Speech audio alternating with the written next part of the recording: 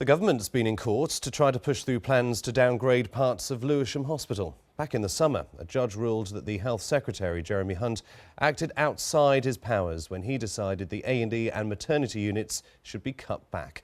Our political correspondent Carl Mercer was in court. Save Lewisham Hospital! Save the NHS!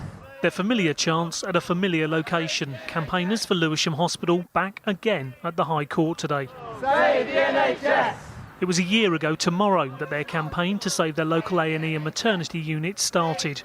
Kicked off when this man announced his plans for the local area. Matthew Kershaw had been sent in by the government to sort out problems at the neighbouring South London Healthcare Trust, which runs Queen Elizabeth Hospital in Woolwich, the Princess Royal in Bromley and Queen Mary's in Sidcup.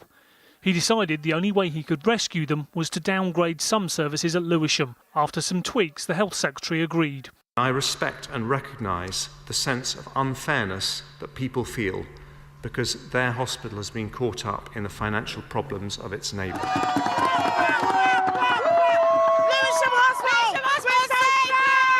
That upset turned to joy in July when Lewisham campaigners won a High Court appeal against the Health Secretary's decision.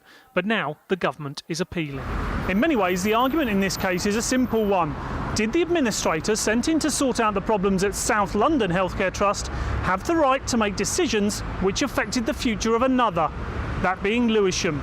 In court, the government argued it did. Their QC, Rory Phillips, said, as in a machine, when one part fails to work properly, it has a knock-on elsewhere. It's not an argument that won many friends with today's protesters. It's a year tomorrow that the TSA first shocked the community in Lewisham, because we know it's a really good hospital and it's very well thought of. So it was an outrage then, and it was an outrage all the way through until we won in court on July the 31st. We felt very aggrieved that the government decided to appeal, but we're taking on the appeal now. I think our case is just as strong as it ever was. The Court of Appeal hearing continues tomorrow. Carl Mercer, BBC London News.